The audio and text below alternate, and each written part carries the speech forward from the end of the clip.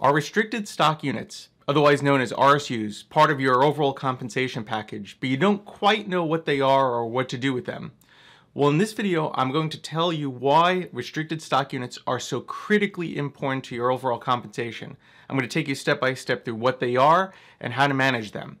And I wish I had this video when I first started out with restricted stock units because they have major implications. They're a major component of wealth building, and they also have a lot of tax implications. So if you have RSUs as part of your compensation, you do not want to miss this video. Stay tuned for this next episode of Check Your Assumptions.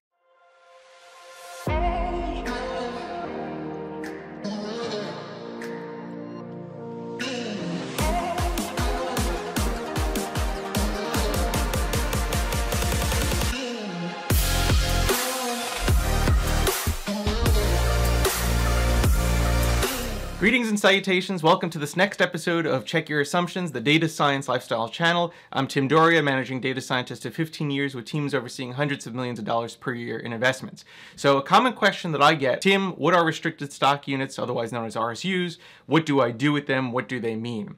This is going to be a very important video because it turns out that even though RSUs are fairly commonplace with many large organizations in the data science field, and they're a big part of compensation, most people undervalue exactly what they are. And it turns out that they may be the most important piece of your overall compensation package. They may be more important than your base salary, they may be more important than your bonus, but most people don't realize this. For me, they've been a critical piece of my wealth building, and I wish I had this video when I was first starting out. So I'm basically going to tell you and teach you what I learned after all the years of working with RSUs, and what I wish I had known when I first started out. Now, as a quick disclaimer, this is not financial advice. This is my own personal opinion. This video is being made for entertainment purposes. I'm not legally allowed to give you financial advice, so speak to a financial advisor if you have RSUs and are interested in getting better insight into what to do with them. This is my own personal experience that I wish, and this is the information I wish I knew when I was first starting out with RSUs. Okay, so what are restricted stock units? In a nutshell, restricted stock units are a form of compensation that you get from your employer whereby they're making you a promise to give you shares in the company at a certain point in the future. And so that timing of when you're going to be getting the shares is known as a vesting schedule. Typically, they're 4 to 5 years long. And so the way it would work is as part of your annual compensation statement, you get your base salary, you'll get a bonus line item, and then if your company offers them, you'll see the restricted stock units. The way it works is the restricted stock units is basically a promise that, hey, I'm going to give you, let's make up a number, 1,000 shares in the company. But I'm going to give them to you over, say, the next 4 years of your employment with the company. Meaning that this year I'm not getting anything, but next year, so on the anniversary of when the RSUs have been given to you as part of your compensation statement, you'll get allotted the first 25%, so 250 shares of the company. On the following year, so year 2 anniversary date, you're going to get another 250 shares. On year 3, another 250, and on year 4, another 250. So basically, whatever the amount is that they're giving you as part of your compensation statement, you have to look at the vesting schedule and then divide up the shares that they're giving you along that vesting schedule.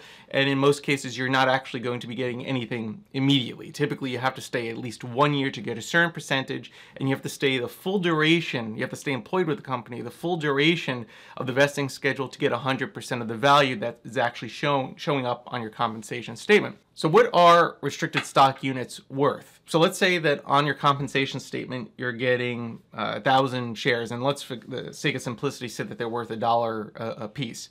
Well, you're not actually going to be getting $1,000. We don't actually know at the time that the compensation statement is given to you what they're worth, because it's just a promise that you're going to be given stocks at some point in the future based on the vesting schedule. So it depends on what the value of the market price of that share is at the date at which the vesting occurs. So today, if I'm given 1,000 over a 4-year vesting schedule, it's worth 0 to me, and we don't know what the actual price is going to be. But 1 year from today, when we hit that anniversary, when the first vesting occurs, I'm going to get 25% of the total share allotment, and so it's going to be 250 shares. And whatever the market rate is at the time that those shares get vested, that's the value that you're getting. And so we actually have to wait the full 4 years before we know the full actual value of what it's worth. Okay, so one, on your compensation statement, it gives you the current market price or total price, the total value of the shares that you're getting. It's meaningless because you don't have access to those shares, and it's not actually getting vested at this point in time. All right, so just look at the share total. Don't look at the value of the shares today because they don't count for anything. So some people might ask, well, Tim, what's the difference between restricted stock units and stock options, which is another type of compensation that companies often give employees? Very big difference. As a matter of fact, I don't even think they're comparable. So with restricted stock units, once you hit the vesting dates, those are shares that you actually have in your investment, your trading account. So they are actual shares that you can trade and sell, liquidate, get the cash out of. So it really is as if you're being given cash compensation. On the other hand, when you look at stock options, that basically is a promise that the company is making that you can buy shares at a certain future point in time at a certain discounted price, typically discounted price. So there's no actual shares or value being given to you. Instead, you're just being given a discount if you were to choose to purchase something yourself. So that's the big difference, is with stock options, you're the one that has to buy the shares and you're getting a discounted rate. With restricted stock units, the company is getting the shares for you and giving them to you as if they were a form of bonus. So essentially, you're getting cash in restricted stock units, whereas with options, you're the one that has to pay cash to get something. So Tim, what happens if I leave the company early, but yet I have hundreds of thousands of dollars of potential RSUs that are outstanding? This is very common, and this is, sometimes they refer to this as the golden handcuffs, is that the restricted stock units and the vesting schedule are a good motivator to keep employees retained as part of the company, because they know that, hey, if we wait another year for the next vesting schedule, I'm going to get a whole bunch more shares allotted to me or vested. And so this is a common problem that everyone with RSUs faces.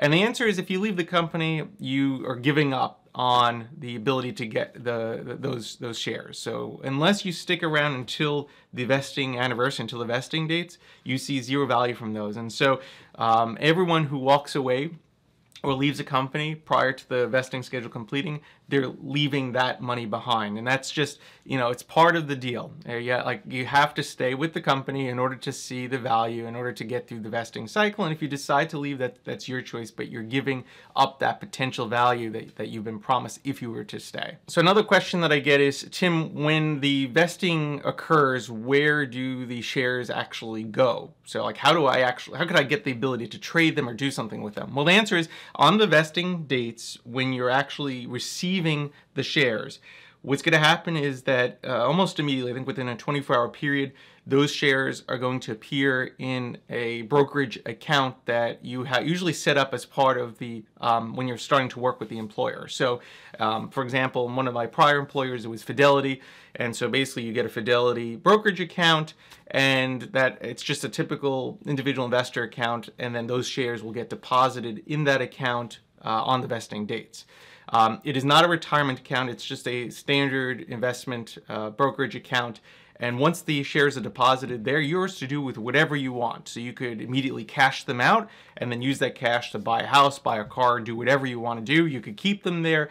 You can invest them into other stocks, whatever. But when they get deposited, they're going to be the company's shares. So if you're working with company XYZ, they're going to be shares in company XYZ, but you could sell them and do whatever you want with them. So voting rights is another question, is if I'm given shares, these shares convey the typical things that a share will give you, such as voting rights in the company? And the answer is no. And the reason for that is you're not actually being given shares at the point that it shows up on your compensation statement. You're given a promise that you're going to be given shares. So it isn't until the vesting occurs that you get the full value of those shares, which may be inclusive of voting rights and also of dividends. And so that's another question that I commonly get is, do I get dividends on the shares that are part of RSUs?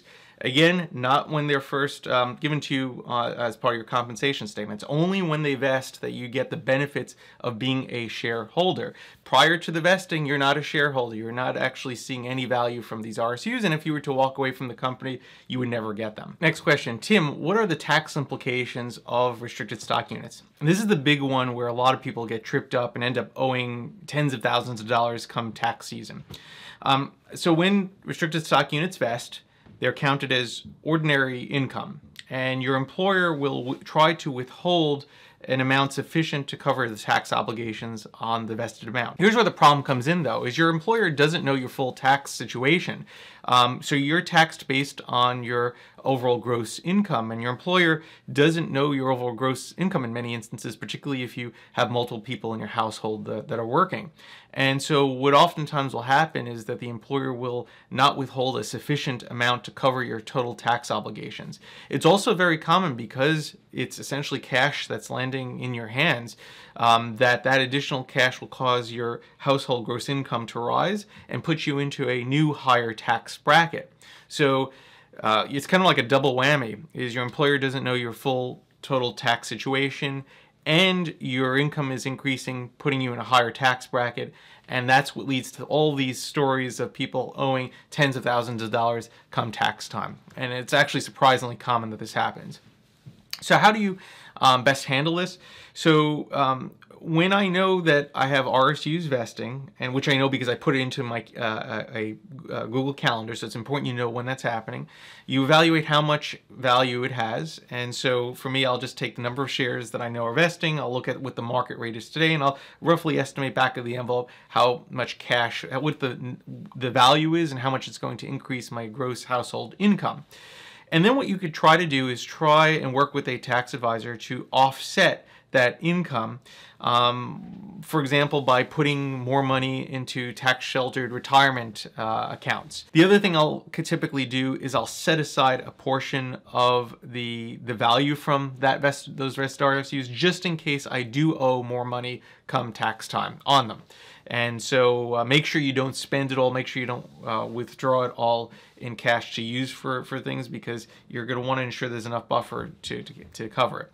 And also what I'll typically do is when I know that there's going to be additional RSUs vesting in a given year, I'll have my employer withhold extra money from my normal paychecks in order to try and cancel out some of that extra cash. So Tim, what do I do with the stock once it vests?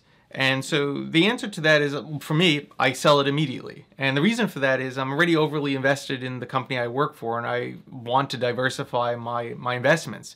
If something were to happen to the industry that my company works in, or the company itself, or God forbid I were to lose my job, I'm already so heavily vested in this company that it doesn't make sense for me to hold any more value in the company than I already have in it, based on my job being with them and the unvested stock already being held up in the company. And so on the vesting day, as soon as those shares land in my account, I immediately sell them and reinvest them into either no-load mutual funds or an ETF that is broad in U.S. stocks, usually like a VU, which is S&P 500. Now, some might wonder, are there any tax implications to that? This is one you have to speak to your financial advisor, but there shouldn't be, because you've just been taxed on the vested amount, so at your ordinary rate. So it's essentially like cash, and now, selling it, there shouldn't be any additional tax consequences to that. But again, check with your financial advisor.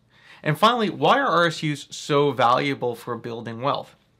Well, so usually what ends up happening is every year, as part of your annual compensation package, you're going to get an adjustment on your salary, you're going to get a bonus, and you're going to get additional RSUs if your company offers it. And let's say that your RSUs work on a 4-year vesting schedule. So In year one, let's say you get 1,000 RSUs that are going to vest over the next 4 years. On year 2, you get an additional 1,000. On year 3, you get an additional 1,000. On year 4, you get an additional 1,000. By the time you hit year 5, you're essentially going to be getting 1,000 shares of stock vesting on that year that represent 25% of the RSUs from the prior 4 years. And so you're going to get basically 250 from the prior year, 250 from the year before that, 250 from the year before that, and 250 from the year before that, for a total of 1,000 shares vesting on the 5th year that you're with the company, which makes it really difficult to leave the company, because if you leave, you're essentially leaving all that additional value on the table. And what many employees find is that once you hit several years in where you have multiple prior years of stock vesting at the same time, it can equal, if not exceed, your base salary. And so that's where RSUs become really powerful tools, and also causes your tax obligations to increase substantially. So if you're looking to build wealth, it's a very good way of doing it, and it's advantageous for the employer as well, because it helps to retain employees much longer than they otherwise would stay, because the value is so high. So if you enjoyed this video, be sure to click the like button. If you want to see more videos like this, subscribe. Again, I'm Tim Doria with Check Your Assumptions. Until next time.